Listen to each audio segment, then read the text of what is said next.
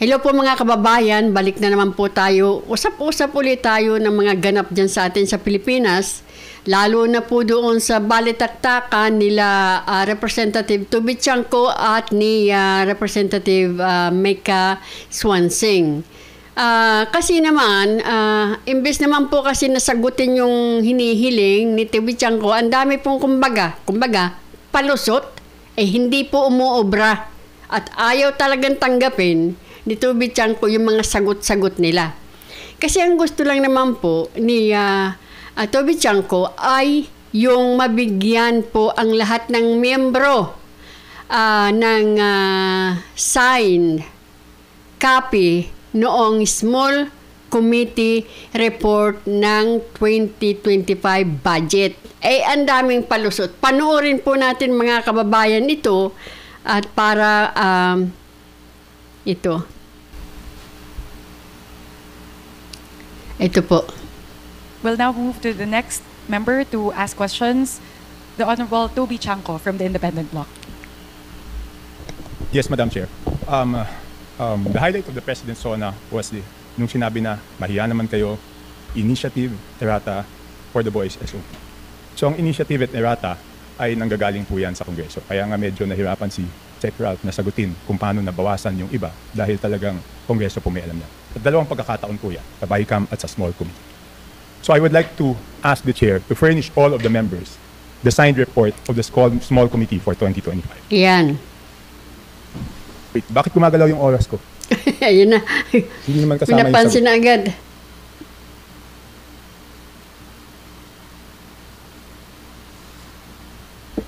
Talagang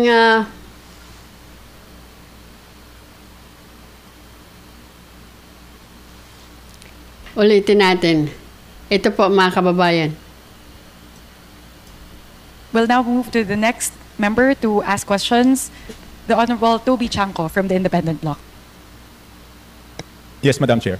The highlight of the President's SONA was nung sinabi na mahiya naman kayo, initiative, errata for the boys SOP. So ang initiative at errata ay nanggagaling po yan sa Kongreso. Kaya nga medyo nahirapan si Sec. Ralph na sagutin kung paano nabawasan yung iba dahil talagang Kongreso po may alam yan. At dalawang pagkakataon po yan, sa BICAM at sa small committee.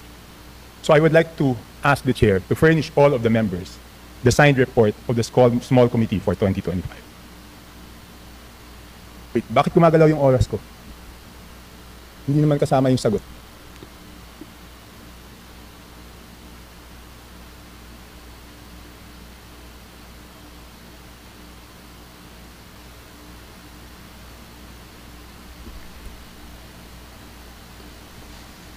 Yan na.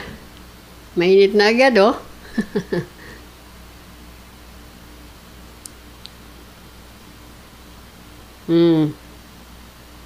Paano sasagutin? Meron ba?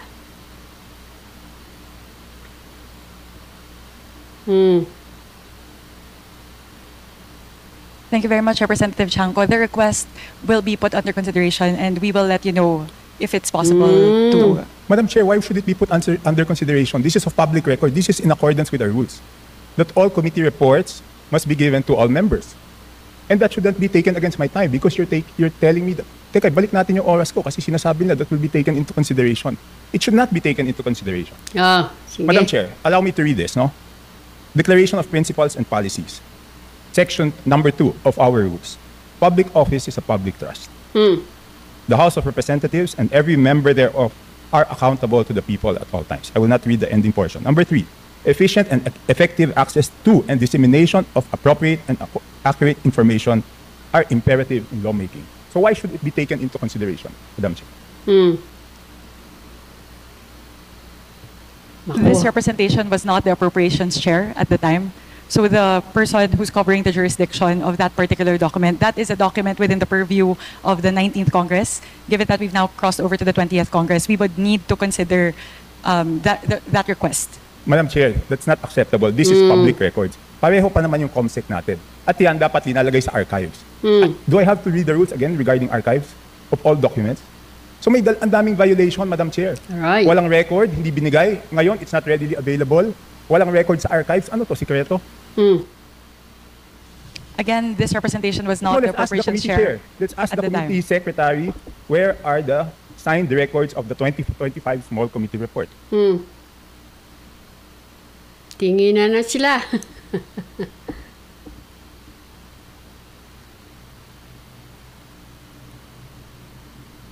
Madam Chair, simple lang to. Kung electronic copy, dapat lahat may electronic copy. So dapat i-email sa amin lahat within 5 minutes, di ba? Kasi mga kababayan, bakit? Parang tuloy naisip ko, ayan kasi parang mga bata yung nasaan na sila Suarez, nandiyan sila Suarez kanina na matulungan sana, di ba? Mga kababayan. So, ito, parang hindi nila alam, nagbubulungan, nag-uusap. Hindi ba, mga kababayan, kung meron talaga sila noong signed committee report ng signed report noong small committee noong budget 2025, kung meron po sila dyan, hindi po yun, wag mo sabihin na ay wala ako doon, ay hindi ako kasali doon, kasi hindi po ba sabi nga ni Toby Chanco, dapat yan nasa archive. Diba? Dapat yan, within 5 minutes, ay bigay na sa mga miyembro na hinihiling nga ni Sir Toby Chanco. Pero bakit sila nagbubulungan, nag-uusap, parang sinasabi natin, paano ba ito natin malulusutan? Wala naman tayo. Di ba? So, ito. Yan. Mahirap mga kababayan. Bakit wala? Ito na nga bang sinasabi Gagawa-gawa kayo ng mga bagay na hindi niya naman maipakita. Kung paano ninyo ginawa. Kasi talaga mga kababayan, kung meron talaga, why not? Opo, sandali lamang po. Sasabihin natin dito sa sekretary, pakikalat ito sa mga miyembro. Madali lang naman yan, di ba mga kababayan? Madali lang naman yan, isisilik mo lang naman lahat yan dyan sa iyong email or whatever they call that. Tapos, silik mo sila lahat and then send. Hindi ba?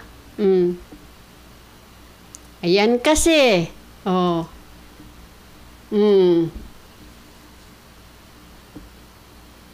Paano kaya ito? Ano gagawin natin? Meeting suspended. Ayan. Yan po yung sinasabi ko noon. Na pag hindi na masagot, meeting suspended. Diba? So, dapat, kailangan transparency kuno, pero meeting suspended kasi hindi natin masagot si Toby Chanco.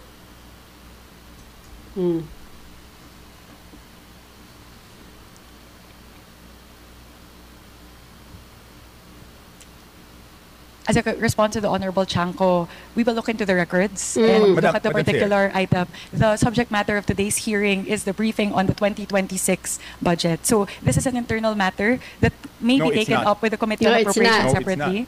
So Madam Chair, starting Wednesday, tatanungin natin yung mga departamento, paano nila ginastos yung budget nila. Paano natin sila tatanungin kung paano nila ginastos yung budget nila kung hindi natin alam paano sila nabawasan at paano sila nadagdagan. We will be able to scrutinize the performance of the different agencies as well as the utilization of the different line items based on the 2025 performance. So this does not preclude us from doing that scrutiny. Meron ba o wala? Ayan. We would have to look into the records. May I ask exactly what you are asking for? The small committee report of the 2025 budget. Let us just ask the COMSEC kung meron o wala. Kung meron, why was it not filed sa archives based on our rules 15 days after? So meron ba o wala? Simple. Kung meron, bakit hindi na-file sa archives? Kung wala, I will let you proceed, Madam Chair. I will not hold this budget hostage. Gusto ko lang malaman, meron o wala? The HGAB itself, the output of the small committee is already embedded into the HGAB itself. So that's the report. That's the output of the small committee. It's not the report, Madam Chair. Based on our rules, each committee must come out with a report. No committee is exempted from coming out with a committee report.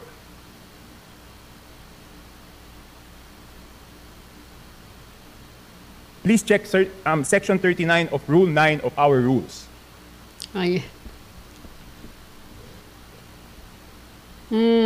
Kasi di ba kung meron, ang dali-dali naman, di ba wala?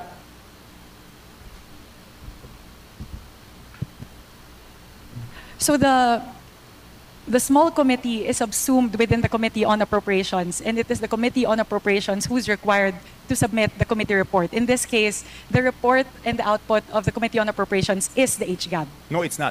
The HGAB is different from a committee report. Just like any other bill, the bill is different from the committee report. There must be a committee report included to the bill. It is not one and the same.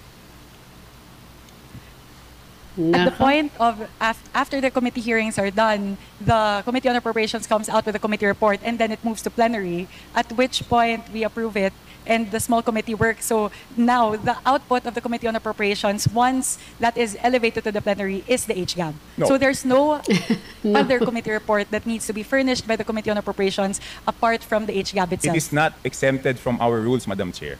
Maliwanag, Section 39. Ayan. Kung gusto nyo basahin nyo. Okay, I will ask the committee secretariat, how many meetings were held? There were 2 meetings. 2 meetings. Did you follow, nasaan yung minutes ng meeting?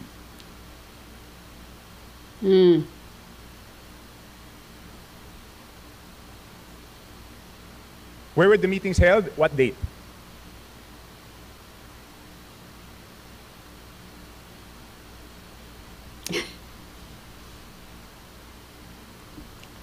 Ano na?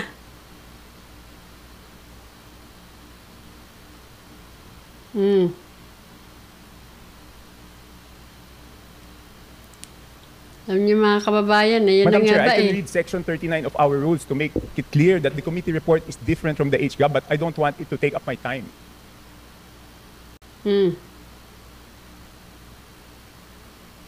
Iba po yun eh, kasi tingnan nyo yung BICAM. Di ba may BICAM report? Doon sa BICAM report, ito muna ba, umaandaw yung oras ko. Hindi pa na natatapos yung isyong rineraise ko. Doon sa BICAM report, nakasulat, okay, yung BICAM report, pinipintasan natin. Pero yung BICAM report, may nakasulat doon kung alin yung nabawasan, alin yung nagdagdagan. Dito sa HGAB, wala tayong makita kung alin yung nabawasan, alin yung nadagdagan. With the indulgence of Representative Chanco, so the COMSEC is currently looking into the specific request as well as the level of detail that you are requesting. No, within 5 minutes, I need the committee report. If we may please move on to the other questions Yes, while but- they're working on Yes, this. I will. But if within 5 minutes wala yan, ibig sabihin wala yan, ngayon palang gagawa yan. Ayan. Ang gusto natin na committee report is the same as the BICAM. Okay? The same as the BICAM. Nakasulat kung saan binawas ang nadagdag. Okay. Kita niyo mga kababayan, bakit? How hard is it kung meron talaga silang record? How hard is it to look? Diba meron na tayong high-tech na tayo ngayon, meron tayong meron tayong mga cellphone, mga computer. Kung meron talaga, madali lang naman, di ba? So bakit nahihirapan sila at nagpapaikot-ikot pa sila kung meron o wala? Paano nila hindi alam? Bakit ikaw ang chairperson ng Committee on Appropriation? Dapat siguro sana nakahanda ka rin naman sa mga tatanong sa'yo. Hindi kita nyo, tanungan sila ng tanungan mga kababayan. Hindi ko sila inaano. Kaya lang, sa totoo lang po, kung talagang meron naman talaga, hindi ba? Saglit lang naman yan, dami niyong kasama, o mga sekretary, mga abogado, mga lahat. Ba't wala? Di ba? So, talagang kailangan talaga mga kababayan na huwag natin itong kakalimutan. Dahil kung makabanat sila kay VP Sara ng accountability, pero ito na nagkaroon ang CC, ang mga palit-palitan na mga malalaking amount, makikita mo mamaya, sasabihin pa sa atin kung magkano ang palit-palitan ng mga perang na nagagalaw-galaw dyan sa small committee na yan. So, nasaan yung mga kasama nila? Di ba ito, di ba? I will mention why it is very important. Okay, ito may dalawang distrito, no? At sino ang nag-introduce ng amendment? May dalawang distrito, hindi naman to kasalanan ng congressman doon sa distritong yon. Ang NEP nila is 2.530 billion. Oh. And then pagdating sa GAA, naging 20.999 billion. Isa pa, 1.508583 billion sa NEP. Pagdating sa GAA, 20.795. Ang laki. So, Oh. tapos, ang pinasok lang sa BICAM dito is 5 billion and 4 billion each. So, ang napasok dun sa small committee is 13 billion. Dun sa isa, yung isa 14 billion. So, sino yung nagpasok ng 13 billion na yun at saan tinanggal yun?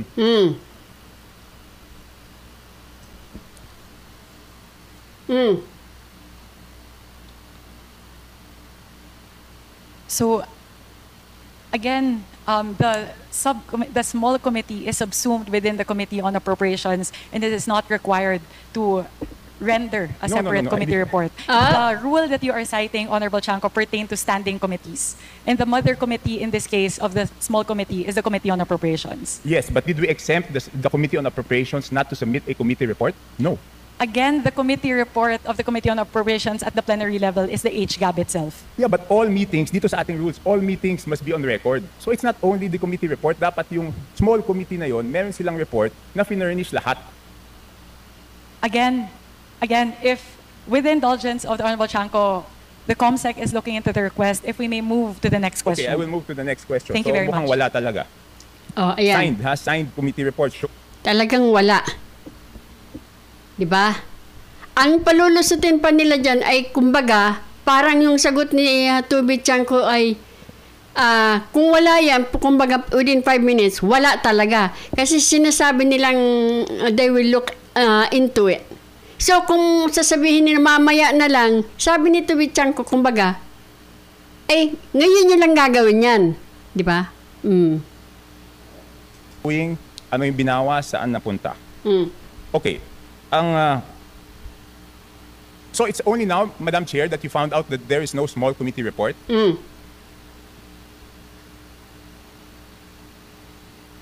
Madam Chair, it's only today that you found out that there's no small committee report?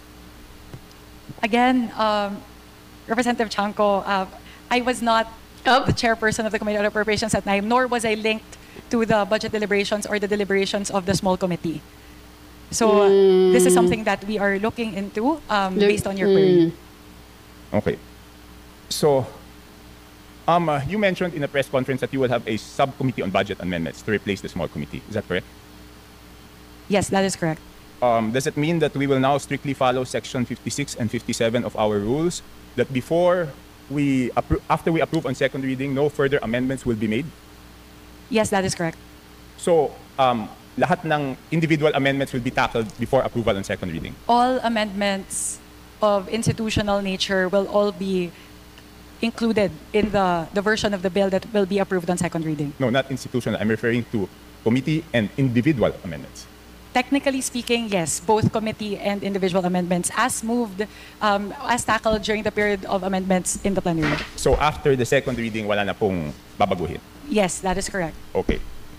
Sumunod, sino po ang mga miyembro ng small committee at paano sila pinili?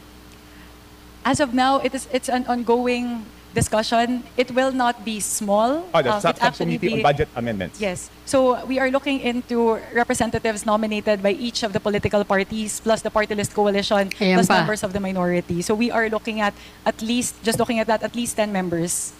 So discussions are still ongoing, so I'm unable to say definitively how many the members are and who the members are. So sinabi niyo po, political parties, majority, minority. That is correct. Bakit wala pong representative ang independent? Oh. Ha? Teka muna. Hindi pa po kami dapat tumingin din sa budget? Oh. That could be considered. Thank you very much for pointing that out, Representative Chanco. So is it a affirmative that the independents will be represented? Madam Chair, point of order, Madam Chair. Kasi kanina I was asking kung ano ito, kung hearing ito o briefing eh. Ang sagot sa akin, briefing. Saklolo po, Sa no? narinig ko parang hearing. Because we are now discussing, things that are properly discussed in the committee itself. So, with apologies to my friend, Congressman Chanco, baka maybe that can be discussed in a formal APRO meeting kasi we have our resource persons here that probably are wondering why they are listening to all of this. And Why not? so that also the briefing can Diba? proceed, Your Honor. Yes, to my friend, of course, the respected Honorable Puno. But on Wednesday, we will ask them how they spent their funds. So I think we also should know whether they were deducted funds or added funds before we ask them how they... Di ba po parang pag kahit bata, pag humingi ng allowance, bago humingi ng bagong allowance, titignan muna kung paano ginastos, di ba? So, and I'm winding up. Tech Puno, Congressman Puno. No, I am not unhappy with the questions. In fact, some of them are my own questions also. I was just observing that the ruling was that this is a briefing. So I myself have been forced to revise some of the questions I was going to ask. But thank you for your lead on this. Okay, next. Lahat po na ba dapat digital na ngayon? Bakit wala pong soft Correct. copy ang HCAP? Wala pa pong age gap Hindi, for kung sabihin fiscal year 2025, 2025 HCAP, wala pong soft copy yan. So bakit po kaya walang soft copy ang HCAP? Kung yung NEP may soft copy na pinapublish po yung DBM, kung yung GAA na papublish po may soft copy, bakit po kaya walang soft copy yung HGAB? At sigurado po ba tayo na magkakaroon ng soft copy ang HGAB ngayong 2026 budget? So the requirement of the transmission between the House and the Senate is for hard copies during the 19th Congress. So that's the version that was prepared by the House, because that's the requirement of the Senate in terms of the transmittal. Now, though, we are changing that, and we are now moving more towards a digital format, which will render to the members of the House.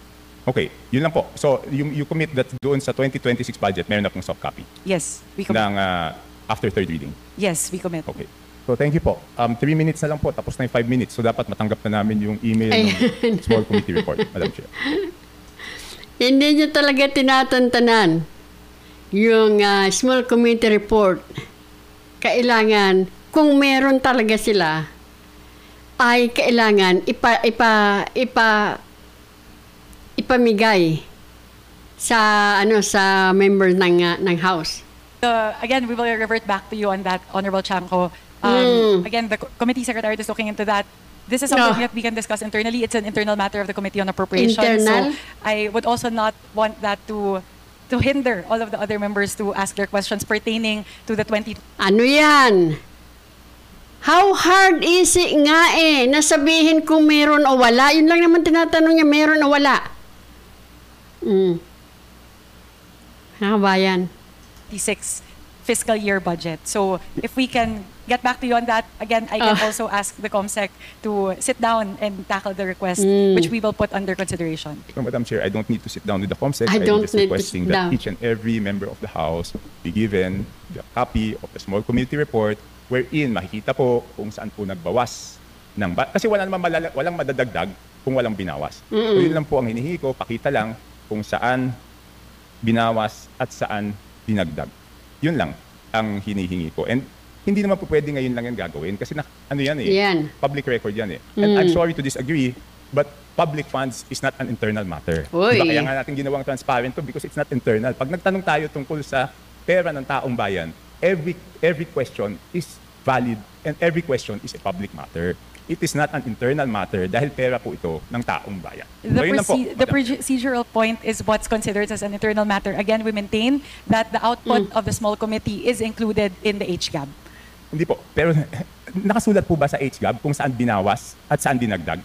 Yun na lang po tatanungin ko, Madam Chair. Pwede Nakasulat pong ba? silipin yung difference ng GAB as filed versus HGAB. Pero dun po sa mismong forma ng HGAB, hindi po nakalagay yung mga delta doon. But if you would really want that, to look into the differences, you can compare HGAB as filed for first reading vis-a-vis what's what's transmitted in the Senate. Madam Chair, 7,000 pages po yun. Paano ko mababasahin yun? Doon nga sa BICAM, di ba ang ginawa nila, sinamarize nila at sinabi po nila kung ano yung binawas at ano yung dinagdag. So bakit hindi po natin magawa yun? Di ba 7,000 pages, babasahin natin isa-isa tapos hahanapin natin alin yung tumaas, alin yung bumaba. Sa BICAM po, ang ginagawa po nila, sinasummarize, nakasulat po doon. And ang balita ko sa Senate, gagawin nila is aalamin kung sino yung nag-introduce ng bawas at sino yung nag-introduce ng dagdag. And I hope the same will be done in the House, Madam Chair. Noted on that. We will take that into consideration as we move forward with the reforms for the budget deliberations for the 20th Congress. Last question, Madam Chair. What will be the participation of the civil service, the CSOs, the NGOs, and the POs? Doon sa, ano? Would be the last question with the indulgence of Honorable Chanco. So they will be engaged as non-voting observers in all of the committee hearings. So they have full access to committee hearings and essentially all the deliberations of the Committee on Appropriations as well as the plenary deliberations. And we also have a People's Budget Review wherein that's a day where they can present all of their suggestions and their queries with regard to the 2026 budget. Madam, bakit pag ako nagsasalita, pati yung sagot ng chairman, tumatakbo yung oras ko? This is an extension na po. Yeah, A while ago, the countdown was in accordance to the length of your questions lang po. Yes, Congressman Erice was given 3.49 minutes extension. I was stopped at 2 minutes. So last question po. So any CSO, any NGO, any PO who wants to join and volunteers to join will be welcome. Kahit sino po. Wala tayong pipiliin. Interested parties who would want to apply may go through that accreditation process. My apologies, Representative Chanco. This is the last question. The COMSEC may also now furnish you with the accreditation guidelines. Yeah, okay. So that's my last question, but I just want to manifest 5 minutes has passed and the small committee report has not been sent to any of the members. That's on the record, Madam Chair. Thank you. Yan. Mga kababayan ha, sabi niya, nakaraan na yung 5 minuto, hindi pa rin niya natatanggap yung small committee report.